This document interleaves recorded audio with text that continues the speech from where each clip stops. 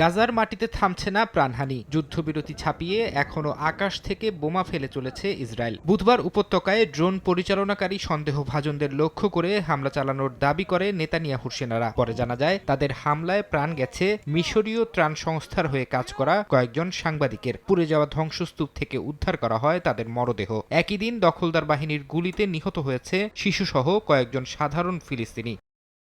গাজায় ধ্বংসস্তূপের এই হাহাকারের মাঝেই শান্তির নতুন সমীকরণ মেলাতে এক কাতারে দাঁড়িয়েছে মুসলিম বিশ্ব। পাকিস্তান, মিশর, সৌদি আরব ও তুরস্ক সহ ৮টি রাষ্ট্র আনুষ্ঠানিকভাবে ডোনাল্ড ট্রাম্পের প্রস্তাবিত বোর্ড অব পিসে যোগ দেওয়ার ঘোষণা দিয়েছে। উপত্যকায় যুদ্ধবিরতি টিকিয়ে রাখা, কোনো বাধা ছাড়া ত্রাণ প্রবেশ ও স্বাধীন ফিলিস্তিন রাষ্ট্র গঠনে জোর দিচ্ছে দেশগুলো।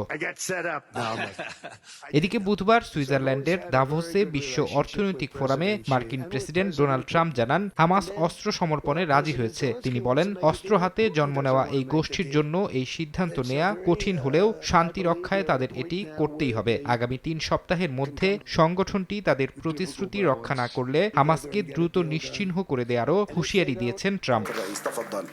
গাজায় শান্তি ফেরাতে ট্রাম্পের প্রচেষ্টাকে ঐতিহাসিক বলে অভিহিত করেছেন মিশরের প্রেসিডেন্ট আল সিসি। ফিলিস্তিন ইস্যুটি মধ্যপ্রাচ্যের অগ্রাধিকারের তালিকায় সবার ওপরে থাকা উচিত বলেও মন্তব্য তার। মিশরের প্রেসিডেন্ট বলেন, ফিলিস্তিন রাষ্ট্র গঠনই হলো এই অঞ্চলে স্থিতিশীলতা আনার মূল চাবিকাঠি। অন্যদিকে ফিলিস্তিনি কর্তৃপক্ষের প্রধানমন্ত্রী গাজায় ত্রাণ ও অস্থায়ী আবাসন নিশ্চিত করার উপর জোর দিয়েছেন। একই সঙ্গে তিনি পিস অফ বোর্ডের সঙ্গে কাজ করার ইচ্ছার কথাও জানিয়েছেন।